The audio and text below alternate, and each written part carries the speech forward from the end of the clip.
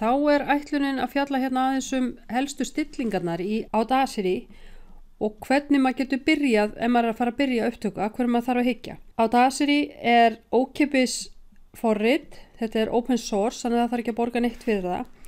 Þannig að þegar búið að ná í það og downloada á tölvuna, það þarf að gera það, að þá þetta stjórnborðið sem við sjáum. Og það lítur út fyrir að vera svolítið flókið, en það eru bara nokkri hluti sem maður þarf aðeins að spá í. Fyrstu stillingarnar sem ég þarf að spá í, það Project Rate, sem hérna neðst í vinstra horninu, neðst í vinstra horninu, og þá stendur 44.100. Þetta svo stilling sem sjálfkrafa og það ágætt að hafa hana bara á því. Fæst fólk heyrir munin á milli 44 og 96. Það auðvitað hægt að taka upp í alveg hér upp í hérna 384.000, en þá við hægt að heyra. Við erum hægt að heyra munin og fællin okkar eða skráin orðin risastór. Þannig að það ráðlagt ef þetta bara hljóðupptaka sem við erum að taka upp, bara venjuleg, og þá höfum við hana á 44.100. Þannig að það Project Rate. Síðan erum við með það næsta sem efst uppi hérna, að þar stendur MME og þetta hérna dræfirarnir. Það semst hvað þetta aðgengilegt með hvaða tölum. Það semst 3 settir hér í og MME sem sjálfkrafa, hann elstur og þess svona aðgengilegur við sem flestar tölvur og tölvusystem, ef ég að koma þessu rétt frá mér. Þessi hér til dæmis nýjasti, þessi með síðastur röðinni, hann nýjastur og leið þá hann ekki eins aðgengilegur, kannski maður getur ekki treyst því að það geti allar tölvur spilaðan. Þannig við tökum upp á MME. Sem sagt, Project Rateið 44.100 og stilt hér á MME. Síðan það mikrofóninn sem kemur beint hérna fyrir aftan þetta MME, þá kemur mikrofóninn. Og hér þarf að velja hvaða mikrofón þið eru með. Ef þið eru með eitthvað mikrofón eða hvort þið ætlaði að nota mikrofónin í tölvunni, þá kemur hann bara sjálfkrafa hérna upp. Ég með annan sem utanáliggjandi, þannig að ég vel hann hér úr og þá stendur hérna Microphone Trust. Síðan erum við með hvort við ætlum að taka upp í mono eða stereo. Fæstir mikrofónar eru með stereo, þannig að það betra að hafa það bara stilt á mono. Það sem hann gerir í raun og veru, munurinn á því þegar maður tekur upp í mono og stereo að ef maður að taka upp í stereo og þá getur maður verið að láta hljóðin svissa til dæmis á milli hérna hátalara, hægri og vinstri. Og speakers, það bara hvernig það ætla að spila þetta út úr og ég ætla bara að spila þetta út úr tölvunni minni, þannig að ég hef þetta stilt á þetta. Hér uppi, sjáu þið, hérna, að þá hljóðið, hvernig maður hefur það stilt. Og maður vill ekki hafa það stilt hérna ef maður setur hérna á klikkmónitöringi, þá sjáu þið hún fer hæst upp í 12 hjá mér. Já, nú fór hún aðeins hærra eftir hvað ég að gera.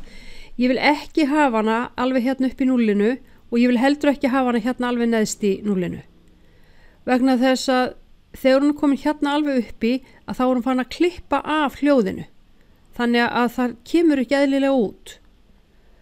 Þannig að ég vil hafa þetta stilt eitthvað staðar, ég vil hafa hljóðið mitt eitthvað staðar hér á þessu hérna bili. Eitthvað fleira sem við þurfum að pæla í, já, það alltaf gott að taka eina pröfu fyrst. Byrja á því að pröfa að tala og sjá hvernig maður kemur út. Hvort að það eitthvað sem maður þarf að færa sig frá mikrofónunum eða færa sig nær. Þannig að maður sé ekki búin að taka upp heila pröfu eða heila upptöku og svo bara virkar hún ekki. Þannig að taka fyrst pröfu og sjá hvernig hún kemur út og síðan getur maður að fara að eiga við þetta. Upptakan, þetta hér upptökunapparnir sem koma hérna. Þetta upptakan. Síðan ég með, þegar ég ætla að stoppa hana, þá íti ég hérna bara stoppið og play til að spila hana aftur. Ég get líka pásað hana með að setja bara hérna á pás og þessir 2 hnappar hérna, þeir hoppa bara út í sikkvotn endan þegar ég svo hérna að hlusta. Þessi fer aftur heim, þess að hann fer alveg í byrjun og þessi hérna fer yfir í hinn endan ef ég að hlusta. Og síðan mun ég fara í öðru vídeói í nánar í þessa hérna aðra hnappa, vegna þess að þetta bara til að koma ykkur á stað til að byrja að taka upp. Þannig að ef ég ætlaði nú að taka upp núna, og þá bara smelli ég hérna á þennan rauða, þá opnast hérna fyrir mig rásin, hljóðrásin og ég byrja að taka upp. Ég held áfram að tala bara í þessum sama hljóðstyrk og ég að tala núna, alveg þangað til ég til mig vera að koma með svona nokkuð góða pröfu og ég ætla að nota þessa sömu pröfu á eftir til að setja inn músík, bakgrunnsmúsík til að sýningu hvernig maður myndi setja hana inn, að það í öðru vídeói. Nú það komið, þannig þá íti ég bara hérna á stopp og þá hoppar hún nú ekki tilbaka hjá mér, en þannig ég fer það bara hérna í skip to start og hér sjáu þið hvernig hljóði lítur út. Ég geri hérna eina vitleysu er að ég byrja að tala strax og ég byrja að taka upp.